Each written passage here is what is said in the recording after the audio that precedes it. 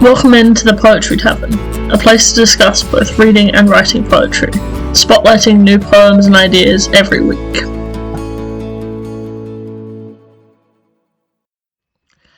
Hello and welcome into this week's episode of the Poetry Tavern. I'm your host Charlotte, and this week we're going to be talking about coffee.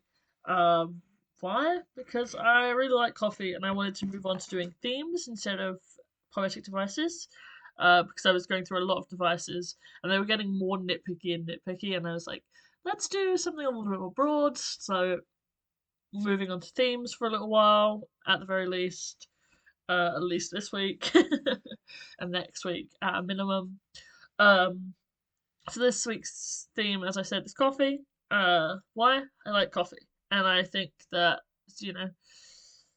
there are poems about it probably out there. I mean, definitely out there. I've done my research now. But yeah, when I decided that, I was like, yeah, there's probably poems out there that I've just never, encountered, and I would love to see them. So, just gives me an opportunity. Let's just dive in before I ramble on further. So our first poem this week is Prose Poem by Ron Padgett, and I'm just going to dive right into reading that. The morning coffee.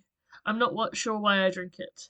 Maybe it's the ritual of the cup, the spoon, the hot water, the milk, and the little heap of brown grit, the way they come together from a nail I can hang the day on.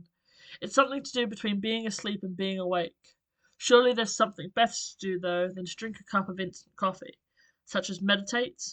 About what? About having a cup of coffee. A cup of coffee whose first drink is too hot and whose last drink is too cool, but whose many in-between drinks are, like Baby Bear's porridge, just right. Papa Bear looks disgruntled. He removes his spectacles and swivels his eyes onto the cup that sits before Baby Bear, and then after a discreet cough, reaches over and picks it up. Baby Bear doesn't understand this disruption of the morning routine. Papa Bear brings the cup close to his face and peers at it intently. The cup shatters in his paw, explodes actually, sending fragments and brown liquid all over the room. In a way, it's good that Mama Bear isn't here. Better that she rest in her grave beyond the garden, unaware of what had happened to the world. This poem feels very stream of consciousness, just by the fact that you are following the thoughts of who we assume is the writer or the narrator.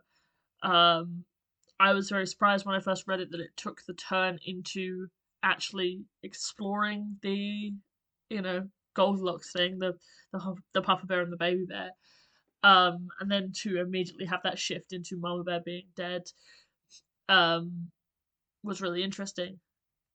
The coffee being so central, but also like very clearly being called out as this is a distraction between being asleep and being awake. This is a moment where I do not have to be either. Like, I can be up but not actively doing anything because it's socially acceptable that, like, I can sit and have my coffee before anyone asks anything of me. It's really interesting, and like that's a moment of quiet, and like the comparison to meditation almost brought that further for me. Of like, yeah, this is a thing where you just sit and you focus, and you don't have to answer to anybody, and you just sort of are aware of the world. And I thought that was really interesting. Especially in the end when it states like glad Mama Bear's in the grave, or not glad, but like better that she's there so that she doesn't have to see the state of the world, which I thought was really interesting to sort of bring in after talking about coffee and replacing it potentially with meditation, which is a thing that is very much about awareness. So yeah, I just thought it was really interesting. Anyway, before I waffle on anymore, let's move on. So our next poem is a little bit of an older one. It's called Breakfast by Jacques Prévert. So yeah, let's get him. He poured the coffee into the cup. He put the milk into the cup of coffee. He put the sugar into the coffee with milk with a small spoon. He churned, he drank the coffee, and he put down the cup without any word to me. He emptied the coffee with milk, and he put down the cup without any word to me. He lighted one cigarette, he made circles with the smoke. He shook off the ash into the ashtray without any word to me, without any look at me. He got up. He put on a hat on his head. He put on a raincoat because it was raining, and he left into the rain without any word to me, without any look at me, and I buried my face in my hands and I cried. So what I really liked about this one, as sort of a pull for coffee week, was that the focus is coffee in the very first half, but the coffee is a thing that makes it, I want to say, sadder on the part of the narrator, because it is a thing that is the focus of the poem. Even in the narrator's eyes, like, he cannot focus on himself because this other person is focusing on this coffee. And despite the fact that the narrator is very clearly a present character and not like a wallfly, um, by the fact that there is an expectation of uh, you know, interaction, the person that this narrator speaks about, the he, just doesn't interact and doesn't, you know, acknowledge the presence of another person in this space at all. Um, he just pours himself a coffee, makes it, drinks it, sits, and like empties the whole mug, smokes a cigarette, puts a hat on, and leaves without any acknowledgement that there is another person there, which I think, like, the deep focus on the coffee in the first half of the poem, of like going through all these steps without any acknowledgement that there is another character in this setting, like the narrator. Because very easily it could have just been the first half with no mention of the fact that the narrator was a person in the actual setting.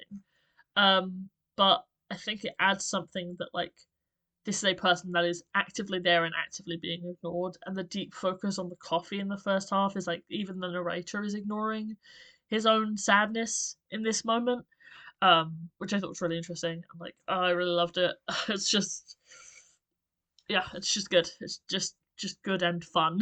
I mean, not fun. It's kind of sad, but just great about it. What's great about it? So yeah. Okay, cool. That brings us to the end of our episode. Thanks for coming on this journey. I have a theme plan for next week. Next week we're doing aliens because I think it could be fun. And I was listening to a song about aliens before I started recording, um, and that's just kind of how my brain works. And now I'm latched onto it, and I want to find poems about it.